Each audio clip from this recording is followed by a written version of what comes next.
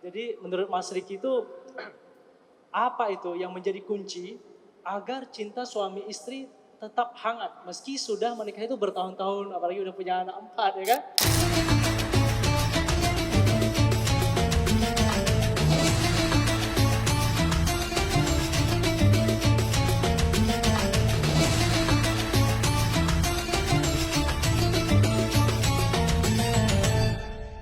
Assalamualaikum warahmatullahi wabarakatuh. Masya Allah. Alhamdulillah, ini tadi Mas Riki ternyata bukan hanya dari Jakarta yang hadir. Iya. Bahkan ada yang dari luar Jakarta, Jabodetabek, bahkan luar Pulau Jawa pun ada yang hadir di sini Mas Riki. Iya. Tapi saya nggak bawa. Masya Allah. Jadi Mas Riki alhamdulillah dikaruniai oleh Allah SWT ada 4 anak ya. 4. Istri 1. Alhamdulillah. Jangan mancing deh mas. Mancing di sawah di sana. Jangan mancing di sini. Iya. Jadi alhamdulillah Mas Riki Allah karuniai 4 anak ya yang Masya Allah ini memang bertumbuh di era digital. Itu bagaimana Mas Riki bersama Mbak Herfiza itu menanamkan nilai agama dan karakter Islami agar mereka tetap dekat dengan Allah di zaman era digital ini Mas Riki. Ya. Terima kasih sebelumnya teman-teman semua yang hadir di sini gitu. Semoga yang kita share nanti bermanfaat ya. Mungkin ini saya nggak bisa jawab secara kayak Mas Ipu gitu, tapi mungkin ini pengalaman aja yang saya alami gitu. Alhamdulillah anak 4, 2 cewek, 2 laki-laki. Yang pertama perempuan, kedua laki-laki, ketiga laki-laki, keempat perempuan. Jadi masing-masing tuh bedanya sekitar kalau di tahunin tuh 2 tahun lah gitu. Tapi kalau secara bulannya mungkin 1,5 tahun ya bedanya gitu. Jadi ya 2 tahun lah bedanya. Jadi masih dekat, lumayan dekat gitu. Terus juga bersyukur dititipkan 4 anak. Ya kita tahu lah semuanya kalau anak tuh membawa rezeki. Tapi rezekinya sebenarnya ada rezeki kita juga, tapi lebih banyak rezeki anaknya gitu. Jadi harus dibedakan ya gitu. Makin banyak anak makin banyak rezeki. Makanya saya mau nambah 2 lagi nih. Gitu. Nah terus kalau untuk anak-anak di era digital sekarang sampai detik ini kita belum kasih gadget ya ke anak-anak gitu. Jadi bukannya belum ngasih tapi mereka tuh belum perlu gitu untuk memegang sebuah gadget gitu. Khususnya untuk yang paling besar ya gitu. Yang paling besar itu umurnya udah mau 11 tahun gitu. Tapi belum saatnya dia untuk mempunyai gadget sendiri gitu. Karena dia juga belum ngerti gadget itu untuk apa gitu. Apalagi di dalam gadget itu kan banyak sekali hal-hal yang belum pantas dilihat sama mereka gitu. Kecuali kalau misalkan mereka punya tugas dari sekolahnya yang memang mengharuskan menggunakan gadget gitu. Ya kan dikerjainnya online gitu dan apalagi ada aplikasi yang memang diharuskan mengerjakan soal itu di aplikasi itu. Nah, itu tetap pakainya gadget dari yang punya orang tuanya ya kan. Kita kasih aplikasinya, kita downloadkan, habis itu dia kerjain. Nah, sebatas itu aja gitu.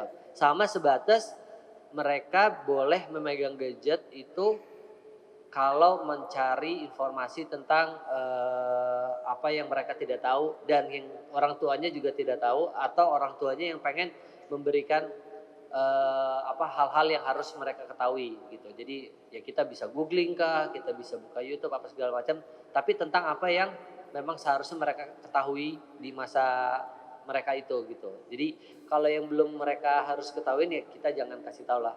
Maksudnya dari kita masing-masing tahu karakter anak kita seperti apa yang harus mereka tahu itu harusnya orang tua lebih tahu ya. Jadi orang tua tuh bisa membatasi anak-anaknya sampai mana mereka menggunakan gadget gitu. Kalau dari kita sih itu ya, maksudnya membatasi dan belum ngasih juga gitu. Karena 4 juga ya, beli 4 kan lumayan. Jadi sementara masih pakai punya orang tuanya dulu gitu. Terdalam menanam nilai Islaminya bagaimana? Menanam Islaminya itu tadi yang saya bilang di masa anak-anak itu kan banyak hal-hal yang mereka harus ketahui, tapi di batas apa namanya anak-anaknya gitu. Jadi kalau misalkan ada apa namanya film atau video, karena kalau video itu kan kayak lebih melekat ke anak-anak tentang agama ya gitu. Jadi mungkin kita kasih sedikit video-video yang ada di dalam YouTube atau video-video yang ada apa namanya yang di-share sama orang atau film kah yang bernilai agama. Nah, itu kita kasih gitu. Jadi lebih visual yang kita kasih gitu dibandingkan sama apa sih yang bukan visual gitu. Karena kalau yang pelajaran segala macam kita sekolahkan di sekolah yang memang bisa mengajarkan itu gitu. Karena kita sadar diri kita masih banyak kekurangan, ilmunya juga sedikit gitu. Takutnya kita salah untuk menyampaikan. Jadi kita masukkan ke sekolah yang berbasisnya Islam gitu ya. Jadi bukan anaknya aja yang belajar tapi kitanya juga belajar gitu. Justru anaknya yang nanya ke kita, kitanya nggak ngerti, kita jadi belajar, jadi kita tahu juga gitu. Jadi seperti itu. Nah, untuk nilai-nilai agamanya kita tanemin itu dari SD gitu. SD ya, tapi nanti ke SMP-nya kalau buat saya dan istri berniatnya untuk menyekolahkan di sekolah yang biasa gitu. Bukan sekolah Islam gitu. Tapi ini balik lagi ke masing-masing ya, anaknya mau jadi apa gitu. Ketika anaknya mau jadi, anak saya yang pertama pengen jadi arsitek gitu. Nggak mungkin kan maksudnya kita sekolahkan atau kita masukkan dia ke pesantren gitu. Cita-citanya nggak akan tercapai gitu. Nah, kita masukkan ke sekolah yang memang arahnya akan ke arsitek dan apa kuliahnya juga gitu.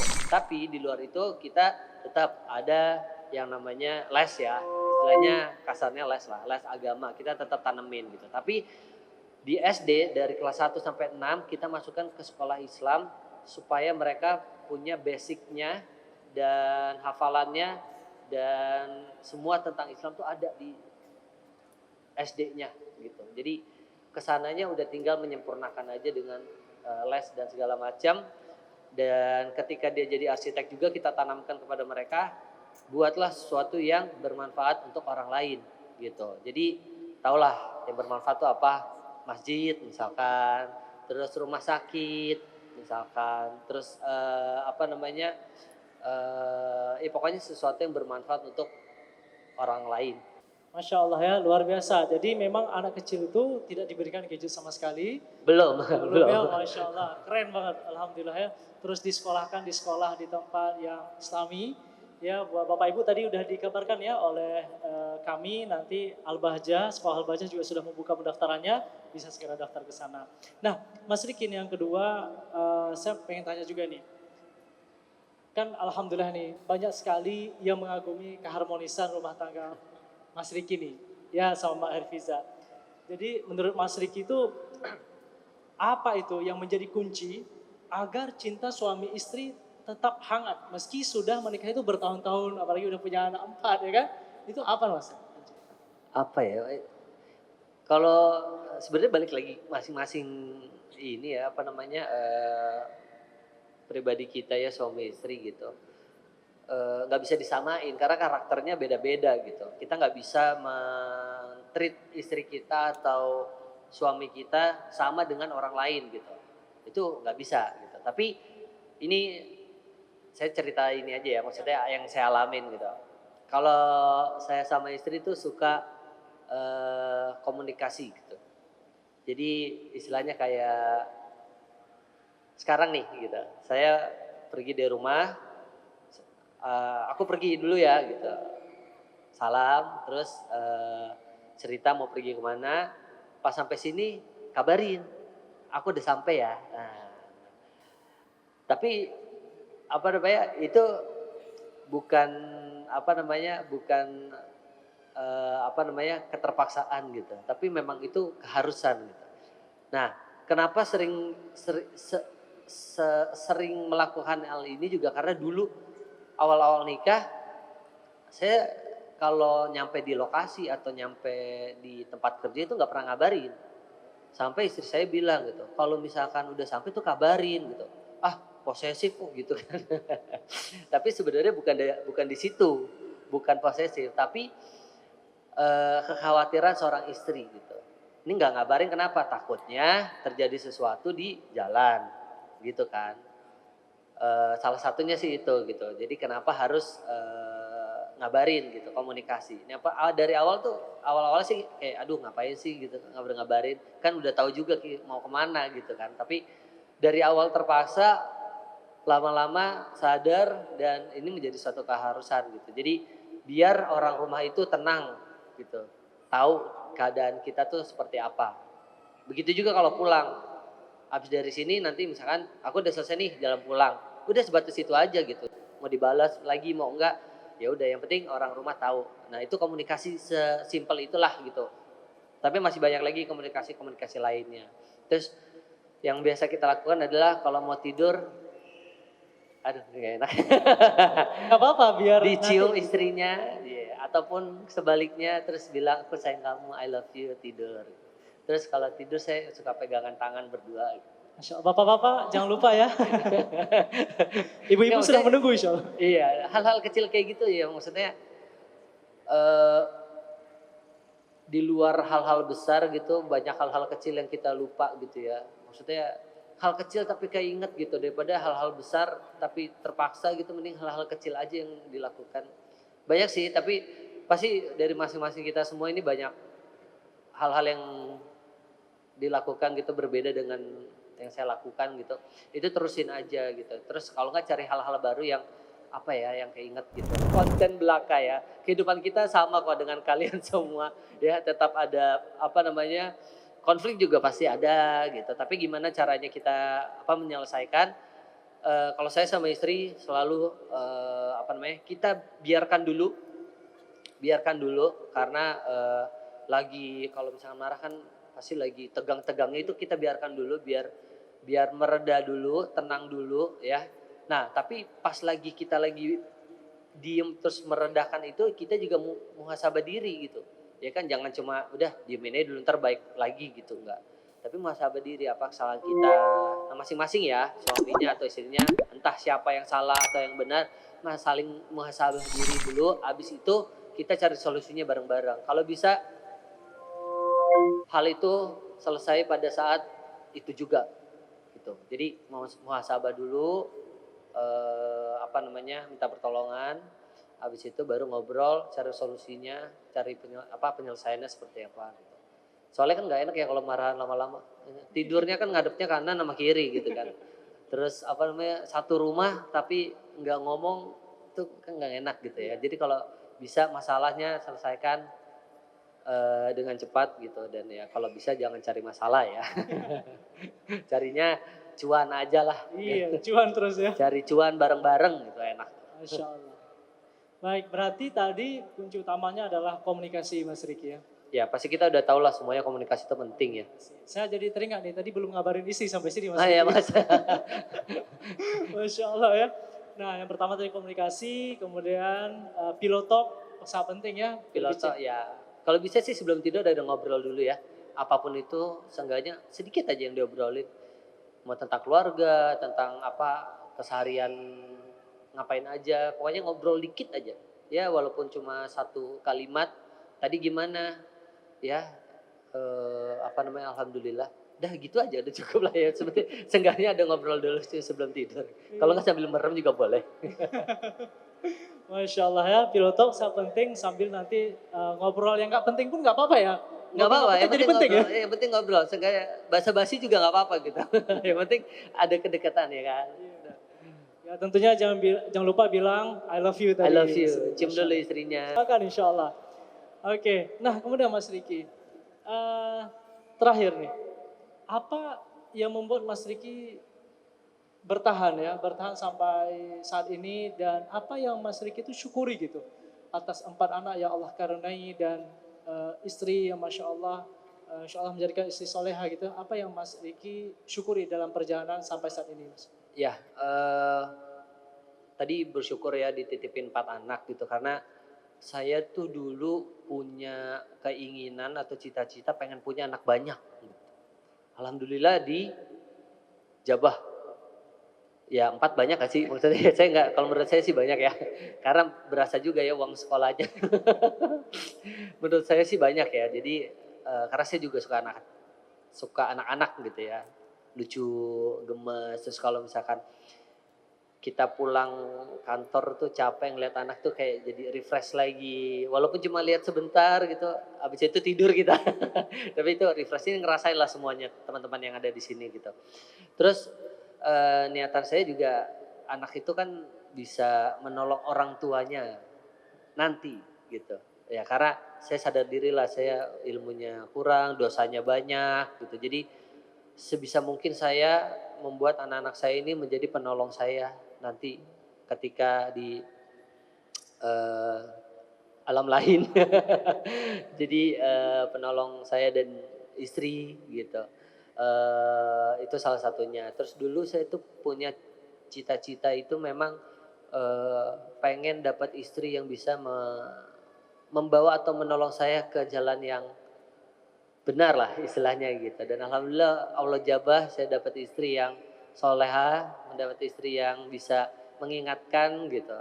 Tentunya setelah diingatkan ya kitanya berusaha jadi suami yang baik, dan kita yang tadi Mas Ipo bilang seorang laki-laki itu mah harus menjadi seorang pemimpin gitu. Dan bagaimana cara menjadi pemimpin yang baik itu adalah ya belajar gitu, cari guru, cari teman, cari lingkungan gitu. Tapi tahu nggak, yang paling penting dari pemimpin itu apa? Apa itu Mas? Tahu nggak? Apa itu? Yang penting dari pemimpin itu adalah huruf N. Huruf N. Iya. Apa? Soalnya kalau nggak ada N-nya jadinya cuma pemimpin. Mimpi doang. Masya Allah. Bener ya? Pemimpin sama pemimpin. Oh iya, Iya. bener. Jadi kalau mau jadi pemimpin harus ada N-nya. Kalau nggak ada, mimpi doang nggak jadi-jadi. Gitu. Jadi ya saya bersyukur ada anak dan istri yang baik, yang soleh dan soleha. Dan mohon doanya semoga kita bisa bareng-bareng ya nanti di surga sana. Amin, amin ya Rabbal. Juga minta doanya Amin. semoga kita bisa sehat, Amin. terus bisa belajar, bisa ketemu terus. Amin. Gitu.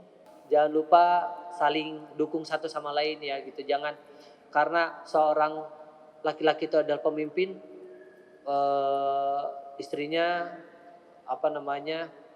ayo dong, kamu kan seorang pemimpin gitu. Jangan yang seperti itu gitu. Kalau bisa saling mendukung gitu. Gimana caranya supaya menjadi pemimpin yang baik?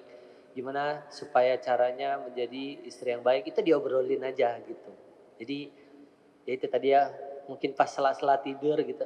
Ya, tanya ke istrinya, yang gimana sih caranya bisa jadi pemimpin yang baik? Kamu tuh maunya aku seperti apa gitu. Terus istrinya juga Saling terbuka. iya, istrinya tanya aja. Pah, manggil lah Abi gitu ya. Kamu mau aku jadi istri yang kayak apa gitu. Tapi ujung-ujungnya pasti berantem juga sih. Kamu dulu tuh jangan kayak gitu ya. Maksudnya enggak ya. Makanya ngobrolnya tanya aja satu sama lain gitu. Pasti nanti kalau saling terbuka, saling mendukung, insya Allah sih jalannya masih ada. Oke. Baik, terima kasih banyak Mas Riki. Gimana Bapak Ibu? Insya Allah dapat manfaatnya insya Allah ya.